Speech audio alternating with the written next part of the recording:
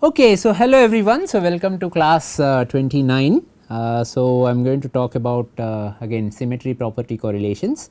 So essentially what we were doing is looking at the math and applying some symmetry operations and seeing so how each of these tensors, right. So we have increased the complexity of our tensors from first rank to second rank to now we are doing third rank and applying some symmetry operations to see so what sort of relation between how many of these tensor elements do I really need to worry because of some underlying symmetry, right. So that is the sort of exercise that we were doing and we were looking at actually applying something like 4 bar symmetry on a third rank tensor, right. So if a material has 4 bar symmetry, 4 bar is not, I mean that point group does not have any inversion symmetry. So the third rank tensors do exist, but how many such elements exist if I just have 4 bar symmetry. So we have ended there in the last class and we said there are only 5 elements, right. So if I rewrite it, so I have 0 0 0 d14 d15 and 0. I have 0 0 0, these two will flip, minus d15 d14 and 0 if I remember correctly, and then I have minus d31 sorry d31, actually I am so sorry. So this is minus d31 itself. So these are the same, right. So I have only 4 independent elements, not 5, right. So 4 independent elements, this is d31, this is minus d31, 0 0 0 d36, right. I have 4 independent components just by having a 4 bar symmetry, a simple tetragonal structure with 4 bar symmetry. If it is piezoelectric, I mean only point group operation is 4 bar, then it should be piezoelectric and I need to worry about only 4 independent elements, not the d11s, and you see that the d11s, the d22s and d33s are all zeros, right. So you do not have, so in this material for example, if I apply stress, if I apply uniaxial stress, if I apply sigma 1 1, I am not going to generate P1. P1 is polarization about this face, right. So I am not going to generate any charges on this face, right.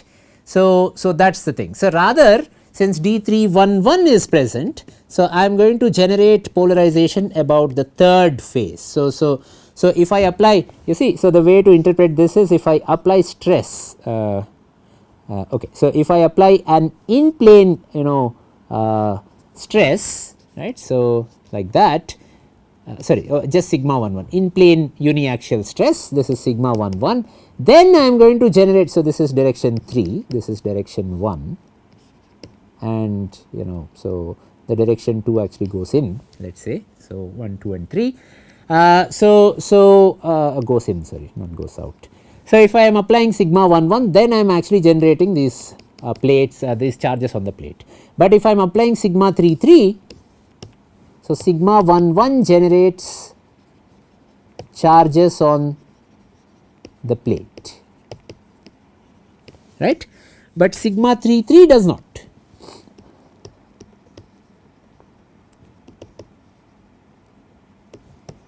Any charges on the plate, if my capacitor is in this direction on the plate, that means there is no P3, right. So there is no polarization in this direction, that does not exist, okay. Now typically what happens is so I can apply biaxial state of stress, right. So I take my material and I grow it, or I use a substrate and that substrate can pull it in 2 different directions, right. So I can apply a biaxial state of stress, that is sigma 1 1 and sigma 2 2, right. So typically these are going to be equal in components.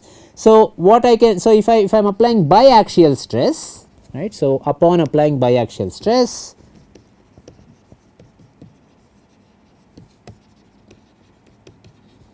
in plane stress, right. So this is in plane, I can generate polarization or displacement charges on my capacitor.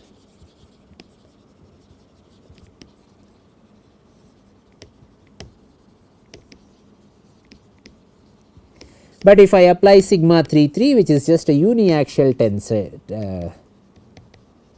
tensile stress. So, you know that my capacitor geometry is somewhat like this, right. So, this is the third direction, it is a thin film, let us say this is a thin film, which is, you know, so I put it on a substrate so that I can apply strain using the substrate. Strain engineering is performed using substrate.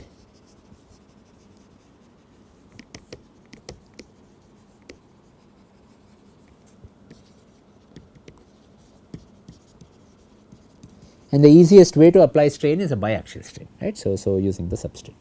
So, but if I apply uniaxial tensile stress, then you know, so then the point is tensile stress, not strain, right. So, strain will be there. If I apply biaxial stress, there will be strain in the third direction because of Poisson ratio. So, I am doing this in what is called an in plane stress condition, right. So, or a biaxial stress condition, right.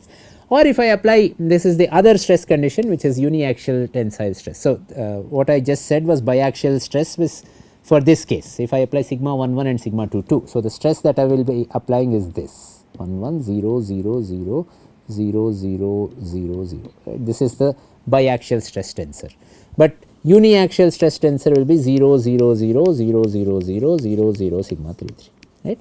If I just do this, then I generate no charge despite the material being piezoelectric, no charge on the plates despite the material being piezoelectric.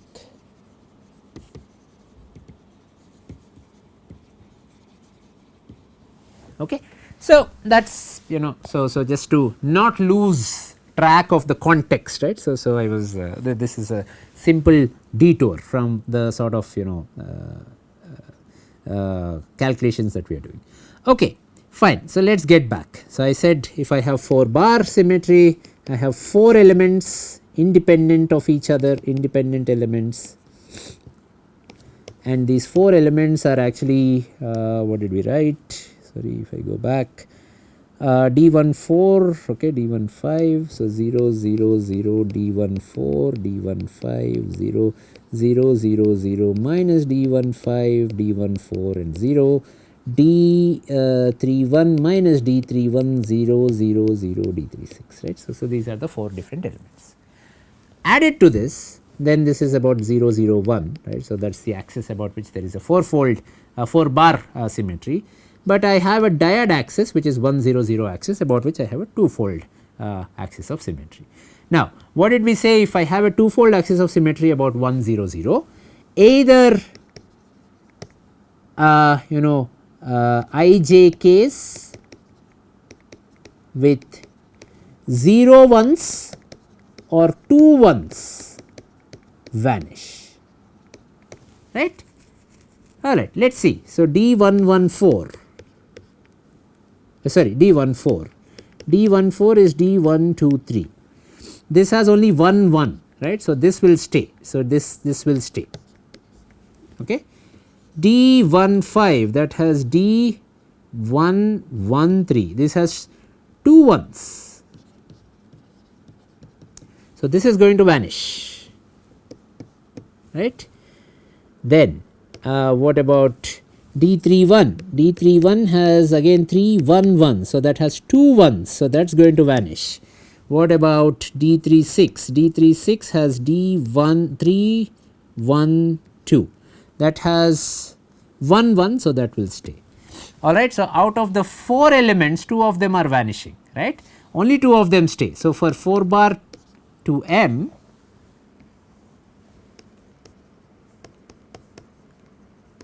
only 2 elements survive of the Dijk tensor survive, okay. That is Dijk now is equal to 0 0 0. I mean, ideally I can just blindly put everything 0, right, except for, you know, so I need to lot of elements will be zeros, right. So, what are all that are zeros?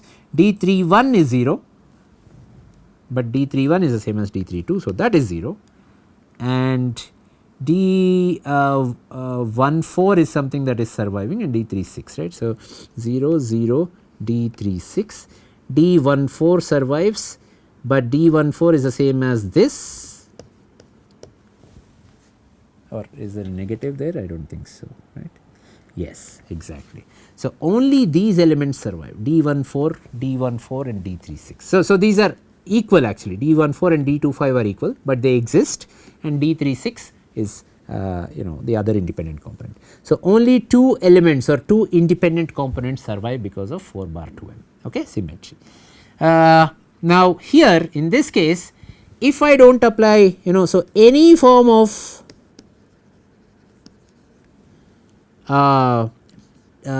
principal stresses which are not shear stresses, right, do not give any polarization, whichever direction it is, right. So, if I want P1, I have to apply D14 times sigma 4, right. Now, sigma 4 is a shear stress component. Okay. Or if I want P2, I should apply D,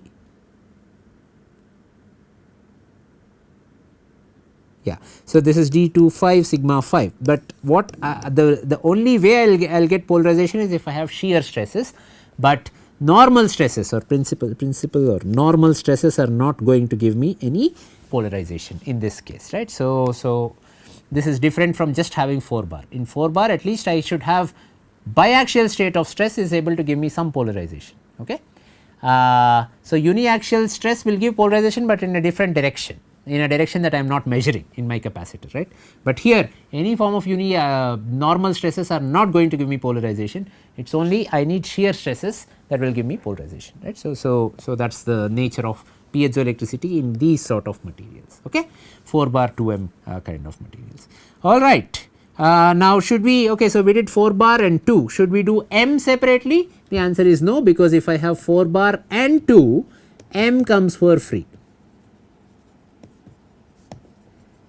which means if I operate 4 bar and 2, that is good enough, right. So, on a property, if I operate both 4 bar and 2 and the diode axis, m is just free, right. So, I do not need to specifically operate m, right. Even if I operate m, I will just get some redundancy, nothing will go away, right. So, that is the idea. Okay. So, that is good. So,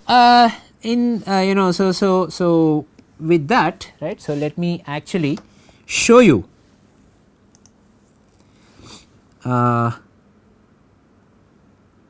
this chart, right.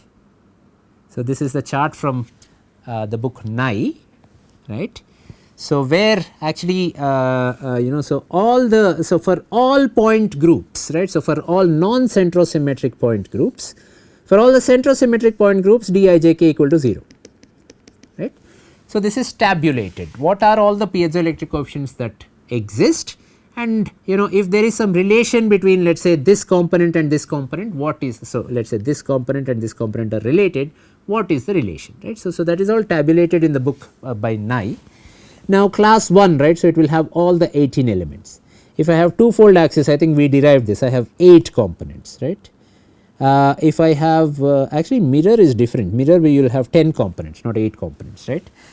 If I have 2 2 2, we just saw that this has only 3 components, right. So, MM2 will have even more components, okay. Sorry, yeah. So, now okay, so if I have class 4 or class 4 bar, we said, okay, so I have D14, I have D25, but these are equal, right, and I have D25 and D15 and D24, they are equal but opposite in magnitude, right. So, if they put this, right, so that means that these tensors are equal, these tensor elements are equal but opposite in magnitude. So, if this is plus something, this will be minus the same amount, okay. Similarly, D31 and D32 are equal but opposite in magnitude, and D36 is something else which is independent, right. Then we have class 422 where I have only 2 elements that are remaining, right. So, that is so that is something.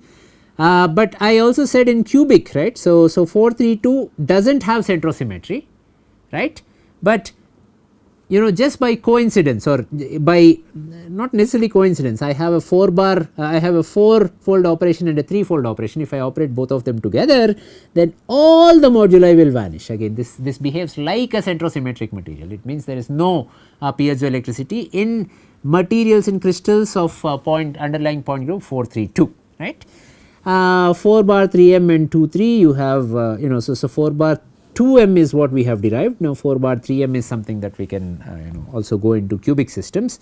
So they have the same number of elements, but all of them are equal, right. So I have just one independent element, right. And then we can also look at the more trigonal symmetry, right. And in trigonal symmetry, you know, so there are classes such as 3m and 3-2, right. So do we know any classes of materials which have 3-2 symmetry, right. So 3-2 as the underlying point group symmetry, okay. So 3-2 as the underlying point group symmetry.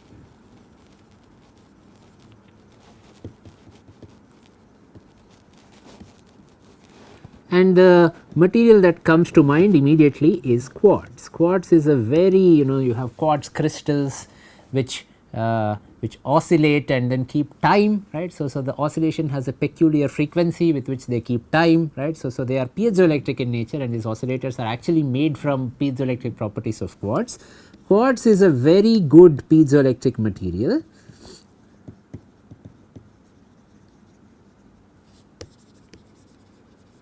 With you know with very high what are called quality factors,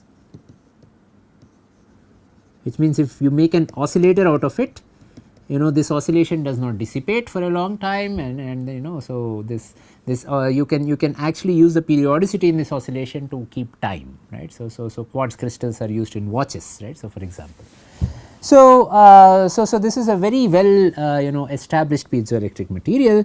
And this has, you know, so we have seen this earlier, the underlying space the space group is either P312 or P322, right. So I have a screw axis which either rotates this quartz in a clockwise direction or in an anti-clockwise direction, okay.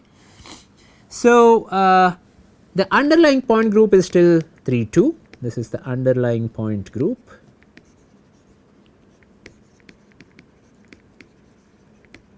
In this trigonal system, and for 3-2 I will go to my presentation and try to read out what is the you know the D tensor.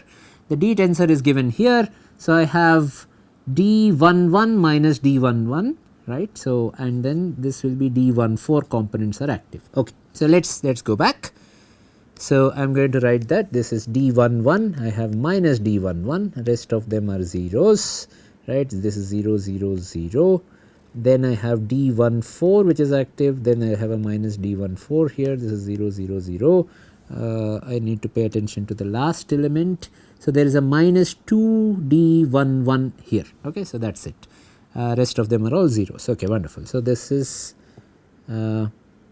minus, sorry, where is that, that is in the first row or the second row, that is in the second row, alright. Yes. So this is minus 2D11, right.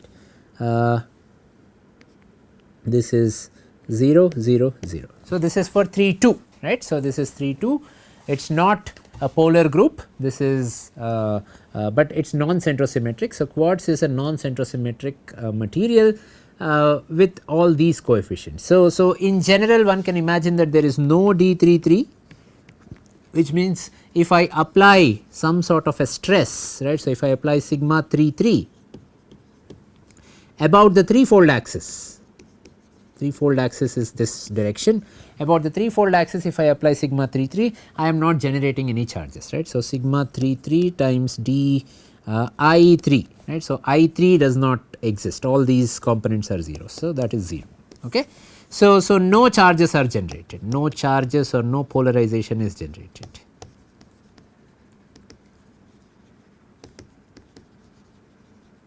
Right. Okay, but so I need to apply again biaxial state of stress for me to get any polarization, for me to get any significant polarization in some direction, right. So, I will get polarization in one direction P1 for example. Okay. Alright. So, now okay, so it turns out that I can use the same tensor and then say that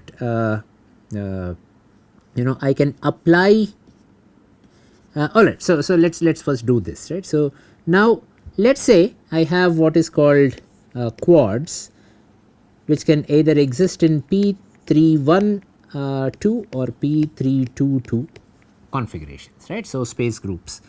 Now, if I make quartz, I mean if I just extract the mineral quartz is known to have what are called dauphine twins. We looked about this earlier, dauphine twins, where you know, so if one of my domains is 3,1 has a 3,1 axis, the other domain has a 3,2 axis.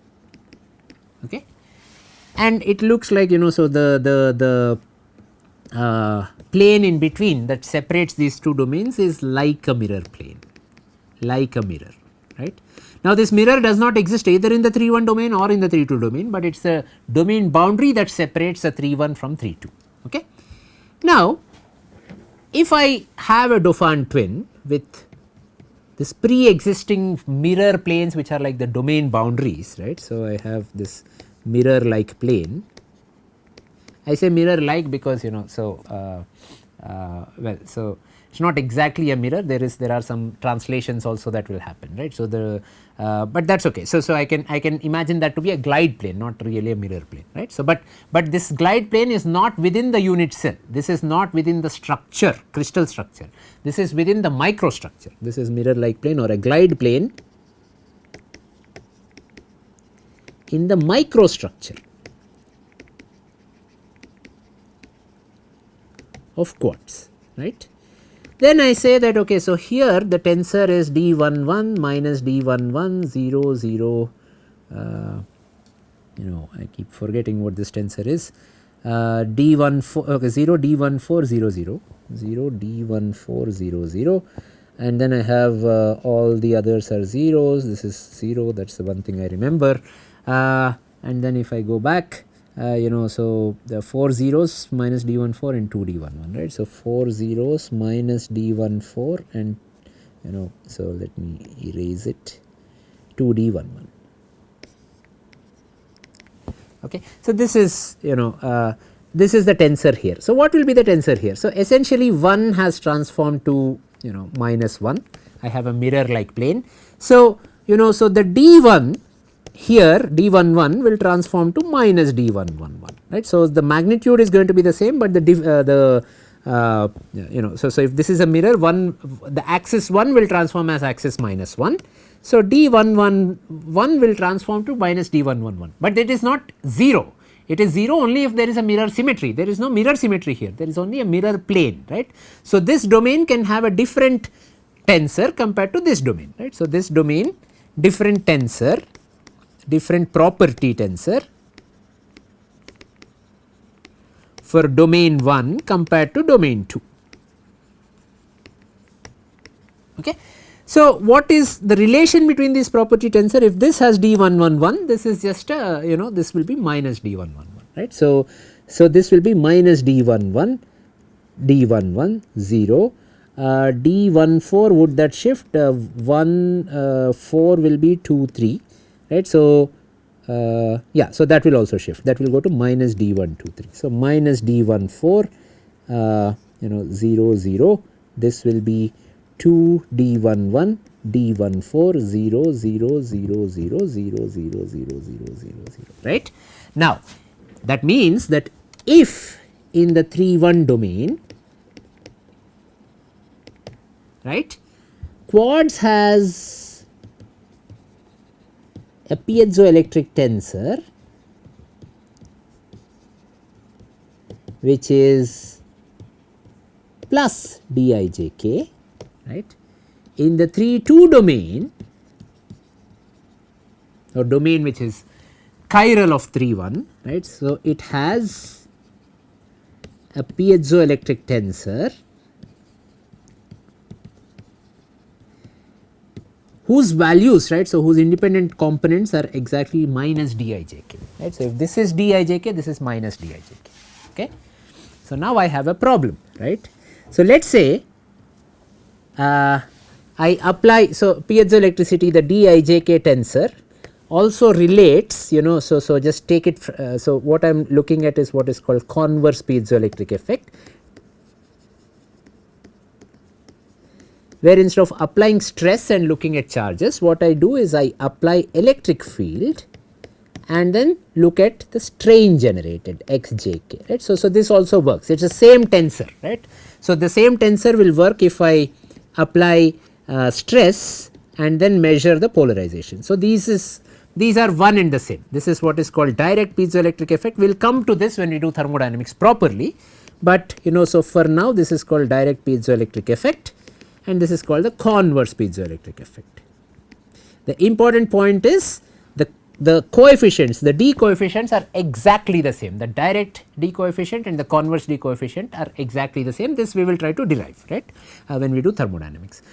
So, what does this mean? This means that I have a quartz crystal and I apply an electric field in this direction. So, I apply voltage, right, or an AC sinusoidal voltage. So, if I apply a sinusoidal voltage, I should also generate some sort of a stress strain wave, right. So, this will compress and expand in a certain way, right. So, for example, if I if this is okay, let me apply electric field. So, this is direction 3. So, let me apply electric field in this direction, right. So, direction 1, right. So, if I am applying E1 in direction 1, then I have d11 E1 sin omega t equal to x11, right. So, I generate some sort of in plane strain, that is a strain wave, right. So, in plane strain wave. Okay. Now, strain will couple to stress through Young's modulus and it becomes a stress wave, and that is how I do what is called actuation of quartz, right. So, I am applying an in plane electric field, and by applying in plane electric field I am generating a strain wave, a AC electric field, and by applying an in plane AC electric field I am generating a strain wave or a stress wave, because they are related through a compliance tensor, right. So, that becomes a stress wave, and that is how I am generating these stress waves, right. So, this stress wave I will put in some other you know, so I am generating a stress you know, I am actuating this device and generating a stress wave, right. Now, this stress wave gets coupled to some other device, you know, some other substrate or whatever. So, that is what people do in MEMS, okay. So, but this is called actuation of quartz, okay. Or that is how I am actually oscillating quartz, right. So, that is how I am or other way around, if quartz is oscillating, it generates a voltage, and you know, so I can keep a track on the voltage that it is generating, okay. So, these are one and the same. All right.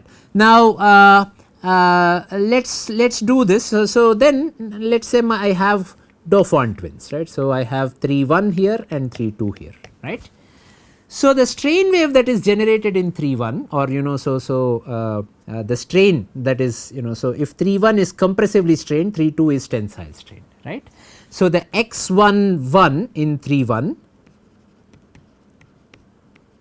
right, let us say that is given as d111 times E1, right, whereas in this is in 3-1, right. In 3-2 x11 is minus d111 times E1. So, the total strain I am generating is equal to d you know, x11 3-1 plus x11 3-2, and that is equal to 0, right. So, there is no strain generated if I have these dauphine twins.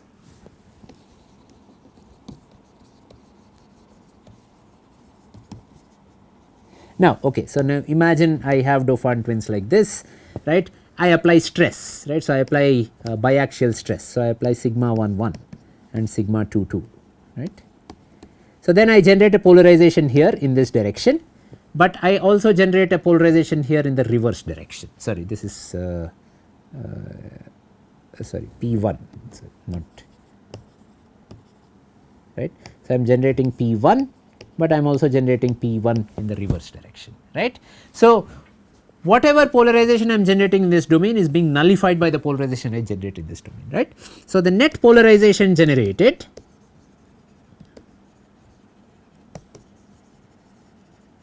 is equal to 0, right. So, if I apply stress,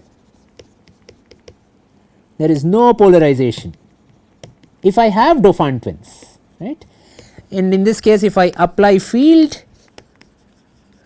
there is no strain, because the strain generated from one domain is being sort of compensated by the strain generated by the other domain. If this wants to expand, that wants to compress, right. So, there is no net strain that is being generated, and similarly if this generates a polarization in this direction, this generates a polarization in this direction, right. In terms of strain, if this wants to expand, this wants to compress, no net strain, right. So, two domains. Whereas, in terms of polarization, if this generates a polarization in this direction, this will generate a polarization in this direction, both of them just cancel out each other, right. So, there is no net polarization, right. So, this is equivalent to, so if I have these dauphine twins, quartz behaves as if it is not piezoelectric. Quartz with dauphine twins,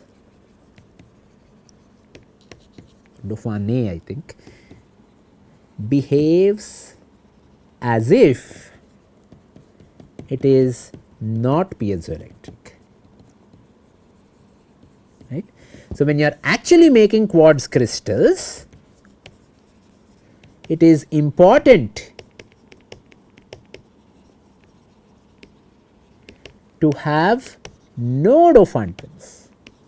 Quartz crystals, I mean for crystal applications, for timekeeping and so for mass measurements and things like that, it is important that you do for any sort of so it uses the piezoelectric properties of quartz, whatever application is using the piezoelectric properties of quartz should have no dauphine twins, right. So, I cannot just take quartz from so mined quartz and then use it as a piezoelectric crystal. I have to make special processing such that there are no dauphine twins, right. So, either I have only 3 1 domains or 3 2 domains, I cannot have both.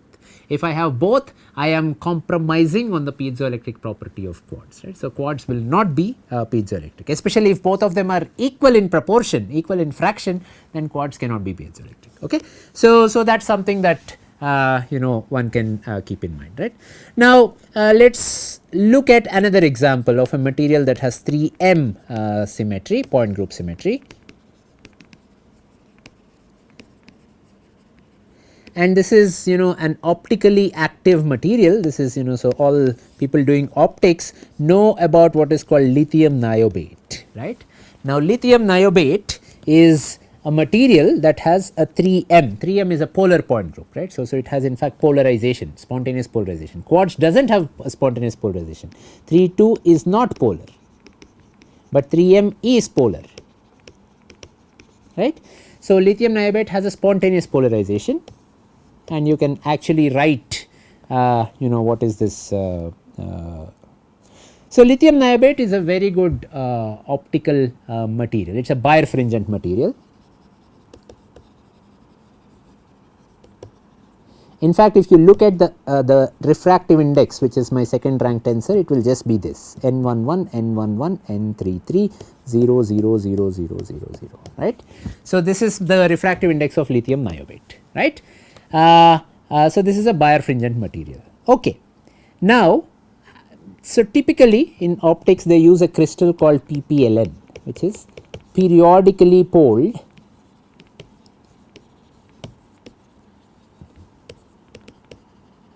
lithium niobate.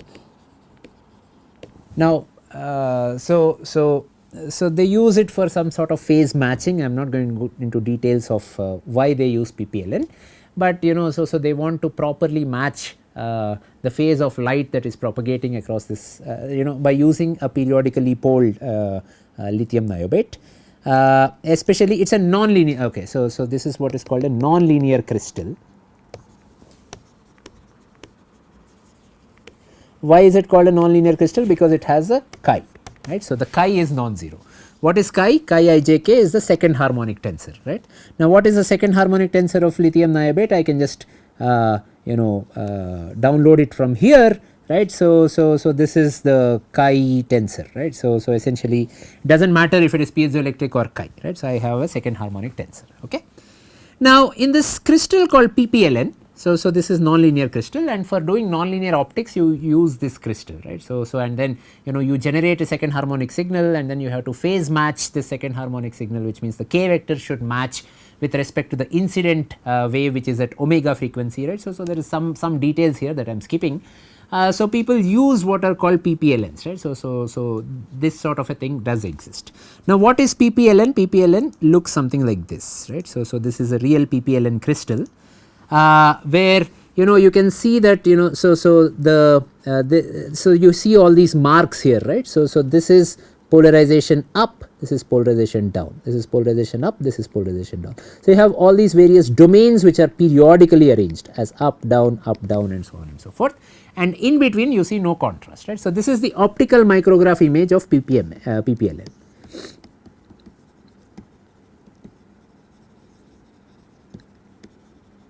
Right. Now, you see that the contrast, the light that is being reflected in this case, right. So, from either domain up or domain down has the same contrast, right. Essentially, this is saying that the refractive index is more or less the same, right. So, there is no difference between this domain and this domain in terms of its refractive index. Does that make sense? The so yes, I mean, so n is this tensor, right. Now, for the down domain, what is n, right. So, I ask the question, for the up domain, if n is this tensor, what is the n for the down domain, right. Sorry. So, for the down domain, so x1 goes to minus x1, x2 goes to minus x2. It is just like inverting the up domain to down domain. So, it is just like I invert all the coordinates, x3 goes to minus x3. So, n actually goes to my just n11, n11, n33. So, nothing changes in n, right. Now, so as a result, so whatever contrast comes from the up domain comes from the down domain, if I am just doing an optical microscopy experiment, right. Whereas you see that there is in between these two there is some contrast, right. So, at the domain boundary there is some contrast, right. So, this becomes darker, right. So, because the refractive index of the domain boundary is different, right. So, domain boundary is like I have there is no so this is polarization up, this is polarization down, and at the domain boundary the up tries to go to down, right. So, you can imagine that the domain boundary so this region, this is all polarization up, polarization up, polarization up, polarization up, down, and so on and so forth, or it starts to rotate. So, as a result I have this region where effectively I can say that there is no polarization, or the lithium niobate does not have a unique polar axis anymore, right. So, it is not 3m, right. So, you can also imagine that, okay, so on either side of domain boundary I have an up and a down. So, there will be some sort of an inversion symmetry at the domain boundary. Okay. So, domain boundary is not 3m. So, the point is the refractive index of the domain boundary is going to be different compared to the refractive indices of the domains, right. So, that is why so there is a contrast when you do this optical microscope. Now, the more interesting thing is second harmonic generation, right. Now, second harmonic generation tensor, whatever be it, for up is something, but for the down it is exactly negative of that, right. So, because chi I j k, when I do the x1, x2, x3 transformation, it becomes minus x1, x2, x3, right. So, x1 goes to minus x1, x2 goes to minus x2, x3 goes to minus x3, right. So, chi I j k will become, so for this domain, if my second harmonic tensor is chi I j k, so for this domain the second harmonic tensor is minus chi I j k, right. Now, if the domain size is small, if the domain size is something like 20 nanometers and I am using a light, right. So, I am actually not going to solve this problem in its full rigor, but I am using light which is about lambda equal to 540 nanometers or 532 nanometers and domain boundary is 20 nanometers, then the response you get is a combination of both, right. So, let us say P1 equal to chi I chi 1 I j k sigma j k, right. This is second harmonic generation. So, E j E k, right, whereas so this is from domain 1. From domain 2, P1 is again equal to the polarization in direction 1 is minus chi. So, from domain 1, from domain 2 it is minus chi 1 j k E j E k. As a result, total P, right. So, because the coarseness of the problem is dictated by the wavelength of light. So, in about 540 nanometers, what I see is some average response from both the domains. So, at 540 nanometers, so which is much larger than individual domain size, what I see is P1 from domain 1 plus P1 from domain 2. So, this is the net SAG polarization that I should see, and that is equal to 0. Sure, right. So there is no second harmonic generation signal, right, if the domain size is smaller.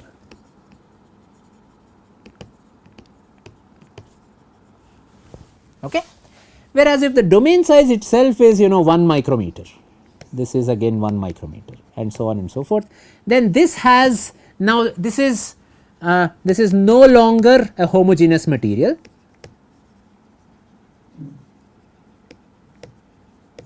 Right. This will have a second harmonic, its own second harmonic generation, this will have its own second harmonic generation, and we can measure both these things, right. So, they will not just add up to give 0, because this is larger than the wavelength of light, or so the spot size that you shine the light on, right. So, so this is no longer a homogeneous material, each portion will have its own SHG signal, right. So, if I can measure SHG signal from here, or you can measure SHG signal from here, and they will be different, right. So it depends on so how the domain size, whether you can coarse grain it such that the wavelength of light or the spot size that you are using is larger than domain size, then you see an average second harmonic generation response. But if you can really probe individual domains, right, then you see the domain response, right. So I'll give you some assignment problems that will help you understand this idea, right. So it is not just the atomic structure, it is not just the crystal structure and symmetry, but there is a microstructure that comes on the top of that also determines what property you are measuring. Here, if I am measuring SHG, if the microstructure is so small, right. So, the microstructural features are so small compared to the feature that I am probing it with, then I measure some sort of an average response, which in this case is 0. In case of lithium niobate, I will not see any second harmonic generation. Whereas, if the microstructural features are so large, then each individual domain, which is what you need in regular optics experiments, then each individual domains will give their own response, and then so how you phase match one with respect to other and with respect to the beam that is transporting at omega, right. So, that is travelling at a frequency omega. So, all these things come into play when you are doing optics, right. So optics and nonlinear optics. Okay. So, but just keep this in mind, and I will give you some assignment problems to illustrate this point. Okay. So, with that, I think let us so I'm going to say that so with this lecture we conclude the symmetry property correlations. We gave some examples to see not just that the structure is important, but also the microstructure is important. Okay. So, from next class onwards we will start our module 2, which is thermodynamics. So far we have seen whether properties exist or does not exist, which components of this property tensor should I just consider, right. From next class onwards we will actually look at material thermodynamics, right, and so and then try to estimate what are these individual properties. Okay. So, what I did not do today is CIJKL, a 4th rank tensor, right. So, in the next class I will briefly start with 4th rank tensor. I will not go through all the symmetry details that I have done for 1st rank, 2nd rank, 3rd rank tensor, but with that I will finish this portion and then I will start module 2. Okay. So, thank you very much. I will see you again in the next class.